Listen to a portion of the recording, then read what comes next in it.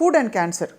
మీరు మనకి మామూలుగా క్యాన్సర్ బారిన పడే ఛాన్సెస్ ఈ కార్సినోజెనిక్ పదార్థాలు ఇవి అని చెప్పుకున్నా కూడా ఎందువల్ల ఆహార పదార్థాల్లో కంప్లీట్గా నిషిద్ధం అని తెలిసినవి కూడా మనం నిషేధించలేకపోతున్నాం. ఉదాహరణకి టొబాకో మంచిదని ఏ డాక్టర్ అనరు, కొంచెం తీసుకుంటే పర్లేదని ఎవరు అనరు. ఎందుకు సార్ దాని పట్ల ఒక క్లిష్టమైన నిర్ణయం తీసుకోలేకపోతున్నాం? What you feel is the impact of all these foods?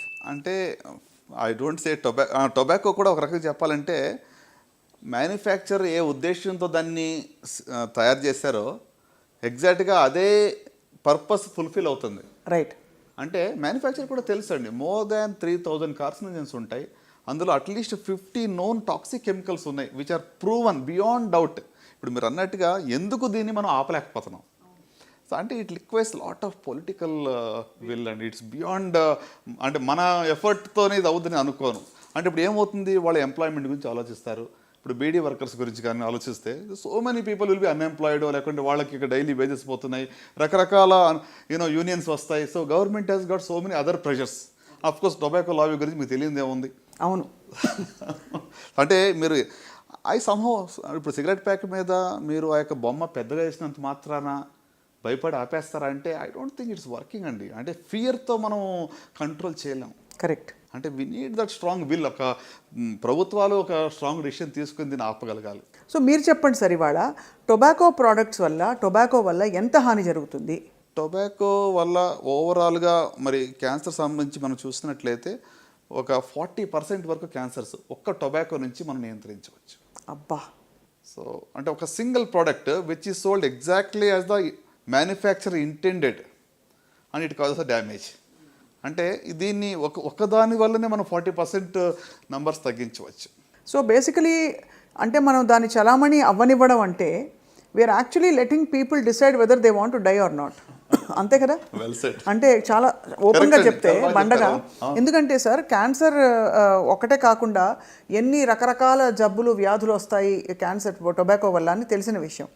So when you say tobacco, మీరు సిగరెట్లు, ఇంకా పొగాకు తినే పాన్ మసాలాలు లాంటివి, రైట్, ఇంకా పచ్చిగా టొబాకో చాలామంది తింటారు పాన్లో, వాటిలో ఇంకా కాకుండా ఇంకేముంటాయి సార్ సోర్సెస్? అంటే డిఫరెంట్ వేస్. ఇప్పుడు ఇక పాన్ మసాలా కానీ పాన్ పరాగ్స్ కానీ నోట్లో వాళ్ళు ఓవర్ నైట్ ఇక మరి చూజ్ చేసి ఓవర్ నైట్ నోట్లో పెట్టుకుని పడుకుంటారు చాలామంది, స్లోగా అది రిలీజ్ అయ్యి వాళ్ళకి ఒక కిక్ ఇస్తుందని చెప్పి. సో ఈ యొక్క టొబాకో ప్రోడక్ట్స్ ఒక్కటి వల్లనే చూయింగ్ ఆర్ మన ఐ థింక్ ఒక్క స్టెప్లో ఒక 40% మనం గెయిన్ పొందవచ్చు. సో మన డిస్కషన్ని కొంచెం ప్రేక్షకులకి బాగా అందించడానికి సార్, ఫుడ్స్లో కంప్లీట్గా నిషిద్ధం, పాక్షికంగా నిషిద్ధం, అండ్ మూడోది బహుశా మన చేతిలో లేని, ఉదాహరణకి ఫర్టిలైజర్ అవశేషాలు లేక టాక్సిక్ కెమికల్స్కి ఫ్రూట్స్ అండ్ వెజిటబుల్స్ ఎక్స్పోజ్ అవ్వడం లాంటివి పెట్టుకుని మాట్లాడదాం sir, for us to understand. ఈ నిషిద్ధం అనే కేటగిరీలో మీరు టొబాకో పెడుతున్నారు, ఆల్కహాల్ కూడా ఇంచుమించు అదే కేటగిరీకి వస్తుంది కదా సార్, కంప్లీట్లీ బ్యాండ్, అస్సలు మంచిది కాదు. ఇక రెండో కేటగిరీ మంచిది కాదని మనకు తెలుసు, ఫాస్ట్ ఫుడ్, తర్వాత బాగా high carbohydrate, high sugar foods, junk food, colas, ఇవన్నీ కూడా. సో వీటి గురించి చెప్పండి సార్, ఎంత తీవ్రమైన ప్రభావం? డెఫినెట్గా రండి. ఇప్పుడు ఆయిలీ ఫుడ్ ఇక అంటే హై క్యాలరీ. ఇప్పుడు చాలామందికి తెలిసి ఉంటుంది కార్బోహైడ్రేట్స్ ఎక్కువ ఉంటే అసలు కొంతమంది క్యాన్సర్ వస్తే కార్బోహైడ్రేట్ తీసుకోవడం మొత్తం మానేస్తున్నారు. అంటే it's again not true, because బాడీలో కార్బోహైడ్రేట్ ఎలాగా ప్రొడ్యూస్ అవుతుంది, గ్లూకోజ్ వస్తుంది, కానీ మనం హై గ్లూకోజ్ కంటెంట్ తినకూడదు. So sugar consumption should be reduced. అంత మాత్రం కాకుండా మరి ఈ యొక్క హై క్యాలరీలో ఉన్నటువంటి యొక్క ఏమంటారు కోలాస్ కానివ్వండి, అంత మాత్రం కాకుండా ఇంకా చూసినట్లయితే మరి fried foods, red meat consumption leads to colon cancer in significant way అండి. సో అంత మాత్రం కాకుండా ప్రాసెస్డ్ ఫుడ్ అనమాట. సో అంటే ఇవి మనం తగ్గించినట్లయితే ఖచ్చితంగా రిస్క్ అనేది తగ్గుతుంది. కానీ వీటిని ఎంత మోతాదులో పర్వాలేదు తీసుకోవచ్చు, చూసి చూడనట్టు ఊరుకోవచ్చు అని ఏమన్నా మనకు మెజర్స్ ఉంటాయి సార్? మన శరీరం చెప్పే కథలే వినాలా? ఎగ్జాక్ట్ మెజర్మెంట్ లేదు, కానీ అమెరికాలో ఈ మధ్యన ఏం చేశారంటే మీకు ఒక plate food they made a new formula. ఏంటంటే 2/3, 1/3. సో 2/3 ఏంటంటే గ్రీన్ లీఫీ వెజిటేబుల్స్, ఆకుకూరలు, ఇంకా లేకుంటే వెజిటబుల్స్ ఆల్. రకంగా చెప్పాలంటే 1/3 మాత్రమే నాన్ వెజ్ ఉండాలని వాళ్ళ కొత్త ప్రతిపాదన అనమాట. సో మీ ప్లేట్లో 2/3 should be full of vegetables, 1/3 is non veg. It could be chicken, it could be fish, లేకుంటే మీట్ కావచ్చు, ఏదైనా తీసుకోవచ్చు. సో అట్లా బ్యాలెన్స్డ్గా మనం తీసుకోవడం ఇంపార్టెంట్. అంటే మీరు అడిగారు కదా ఎంత మోతాదులో తీసుకుంటేనే సరిపోతుంది అనేది ఎగ్జాక్ట్ మెజర్మెంట్ లేదు. లేదు, ఎవరికి వారు డిసైడ్ చేసుకోవాలి. అంటే ఫుడ్ ఈజ్ మెడిసిన్. అంటే మనం ఏం తింటామో మనం అది అవుతాం. So you are what you eat. The message is clear. So మీరు ఇప్పుడు ఇందాక ఫుడ్ గురించి ఇంత మీరు స్ట్రెస్ చేస్తున్నారంటే దాని అర్థం ఏంటి అంటే డెఫినెట్గా ఏం తిన్నప్పుడు కూడా మనం మైండ్ఫుల్గా తినాలి. కొంత ఏదో దొరికి నేను అంటే ఈ రోజుల్లో యువతకు నేను ఇచ్చే మెసేజ్ మీరు చూడండి, హైదరాబాద్లో నంబర్ ఆఫ్ రెస్టారెంట్స్ చూడండి, పబ్స్ చూడండి, విచ్చలవిడిగా అన్లిమిటెడ్ ఫుడ్ కన్జంప్షన్ జరుగుతూ ఉంది.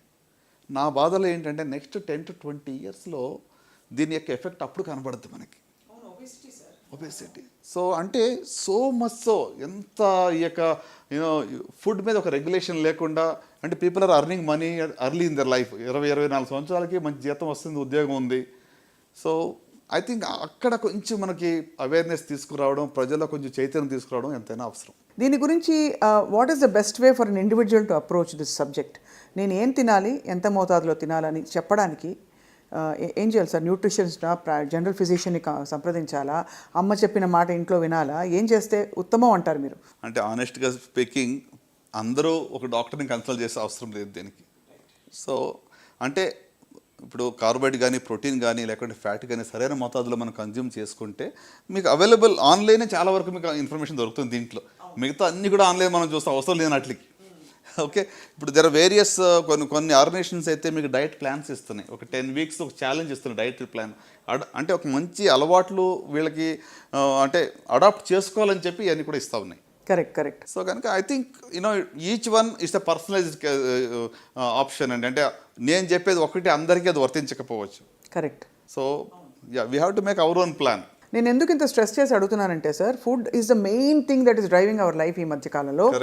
ఇదివరకు ఒక 6-7 ఇడ్లీలు ప్లేట్లో పెట్టేసుకుని చక్కగా ఒక కప్పు సాంబారు, ఇంత కొబ్బరి పచ్చడి వేసుకుని, నెయ్యి వేసుకుని తింటే మనం కంఫర్టబుల్గా తినేసేవాళ్ళం. ఇప్పుడు ఎందుకో హరాయించుకుంటాం, లేదా ఎన్ని క్యాలరీస్, ఒక ఇడ్లీ ఎంత సైజ్ ఇడ్లీ, ఇవన్నీ చూసుకుంటూ అంటే చూసుకోవాల్సిన పరిస్థితుల్లో ఇన్ఫర్మేషన్ కూడా వచ్చేసింది. సో తినేటప్పుడే ఒక స్ట్రెస్లో తింటున్నాం మనం. So how do we approach food from the perspective of long term ailments like cancer? అంటే ఫుడ్లో balance is most important and choices is most important. ఫండమెంటల్గా చెప్పాలంటే green leafy vegetables, fruits, 4 to 5 servings of fruits in your meals is going to do lot of good అండి. అంటే ఇందాక మనం tobacco గురించి మాట్లాడాం కదా, అట్లానే ఫ్రూట్స్ అండ్ వెజిటబుల్స్ పర్సే ఒక 20% క్యాన్సర్స్ తగ్గిస్తాయి. ఓహో, అమేజింగ్. దాంట్లో ఉన్న యాంటీ ఆక్సిడెంట్స్ కానివ్వండి, దాంట్లో ఉన్నటువంటి ఒక న్యూట్రియంట్స్ కానివ్వండి, they fight cancer causing substances or cancer ప్రారంభం అయితే కూడా దాన్ని ఫైట్ చేస్తాయి. సూపర్ ఫుడ్స్ నిజంగా సూపర్ ఫుడ్స్ అయినా సార్? మొరింగా పౌడర్ అని, అంటే మినగాకు తీసి ఇంకేంటది అలాగే రకరకాలు వచ్చాయి ఈ మధ్యకాలంలో, వీట్ గ్రాస్ ఒకటి. Are these truly super foods? As an oncologist do you subscribe to that at all? You don't. So basically మనం ఏదైనా సహజ సిద్ధమైన పద్ధతుల్లో మంచి వ్యాయామంతో, ఫిజికల్ యాక్టివిటీ మీరు చెప్పారు చాలా ఇంపార్టెంట్. వారానికి 30 minutes చొప్పున పర్ డే 4 days చేసిన చాలు. 120 minutes of physical activity per week చేస్తే చాలా జబ్బులు రాకుండా చూసుకోవచ్చు. నాట్ జస్ట్ క్యాన్సర్, డయాబెటీస్ కానివ్వండి, హైపర్ టెన్షన్, కార్డియాక్ ఇష్యూస్ అన్నీ. Even mental health will be much better అండి. మనం productivity will be much better. నేను ఒకరోజు జిమ్కి వెళ్ళకపోతే, వాక్ చేయకపోతే ఆ రోజు నా ప్రొడక్టివిటీ తక్కువగా నాకు తెలిసిపోతుంటుంది. సో ఫిజికల్ యాక్టివిటీ అనేది నిజంగా అంటే పోస్ట్ కోవిడ్ ఎక్కువ మంది ఇంకా స్క్రీన్ అడిక్షన్ ఎక్కువ అయిపోయింది. ఇప్పుడు అన్నీ కూర్చుని చోట వస్తున్నాయి కదండి మీకు, స్విగ్గీలు, జొమాటోలు, ఎక్కడ బయటికి వెళ్ళి ఎక్కడికి వెళ్ళక్కర్లేదు కూడా, కూర్చుని చోట అన్నీ వచ్చేస్తున్నాయి. సో ఐ థింక్ శారీరక వ్యాయామం అనేది చాలా simplest and easiest way for good health. అంటే మంచి ఆరోగ్యం కోసం ఎక్స్పెన్సివ్ ఏమీ మనం చేసే అవసరం లేదు. ఫుడ్ చాయిసెస్, ఏమంటే physical activity, right, drink lots of water, ఇవన్నీ దీనికి ఖర్చుతో లేని పని ఇది. కానీ ఇవి చెయ్యి మనం. సార్ మామూలుగా అందరం అదే ఫుడ్ తింటాం, మోర్ ఆర్ లెస్ ఒక 80% స్పెక్ట్రమ్ ఒకే చోట ఉన్నాం ఇంచుమించుగా. కానీ కొంతమందికే క్యాన్సర్ వస్తుంది. ఆ కొంతమందిలో ఈ క్యాన్సర్ కణాలని ప్రేరేపించడానికి ఏ లక్షణాలు ఉంటాయి? Is it genetics? Is it something else that invites cancer? Sure అండి. అంటే క్యాన్సర్ రావడానికి జెనెటిక్ అనేటువంటిది, ప్రతి క్యాన్సర్ కూడా జెనెటిక్ అలాగనుకుంటే, ఎందుకంటే జీన్స్లో తేడా వచ్చినప్పుడే కదా కణాలకు విభజన అలా జరుగుతూ ఉంటుంది. కానీ ఇది జన్యుపరంగా వచ్చిందా, హెరిడిటరీ అంటాం. సో హెరిడిటరీ అంటే మీకు వంశపారంపర్యంగా కుటుంబంలో వచ్చేటువంటిది. దాని యొక్క రిస్క్ అనేది 5-10% మాత్రమే ఉంటుంది. సో మిగతా 90-95% అనేటువంటిది మనకు నేచర్లో ఉన్నటువంటి మనం ఎక్స్పోజ్ అయినటువంటి కార్సినోజెన్స్ వల్ల మనకు వస్తూ ఉంటుంది. సో ఇప్పుడు మీరు అన్నారు ఏ ఫుడ్లో ఉన్న ఏ కార్సినోజన్ ఎప్పుడు ట్రిగ్గర్ చేస్తుంది, ఇట్ డిపెండ్స్. ఇప్పుడు కొంతమంది ఏమంటారు దగ్గరికి వచ్చి, మా ఫాదరు 40 ఏళ్ళుగా స్మోక్ చేశారండి, ఆయనకి ఏ లంగ్ క్యాన్సర్ ఏం రాలేదు, ఎందుకు మానేయాలి? అవును, కరెక్ట్. చాలా కామన్ మన జస్టిఫికేషన్ కామెంట్స్లో కూడా పెడతారు సార్ ఇలాంటివి. అవును. కొంతమందికి రాలేదు అన్నంత మాత్రాన మనము దీనివల్ల వస్తుందని దాన్ని డిస్ప్రూవ్ చేయట్లేదు. 90% of the lung cancers direct related to smoking prove చేసాం. 10%లో మాత్రమే నాన్ స్మోకర్స్ కూడా లంగ్ క్యాన్సర్ రావచ్చు. అవును, కరెక్ట్.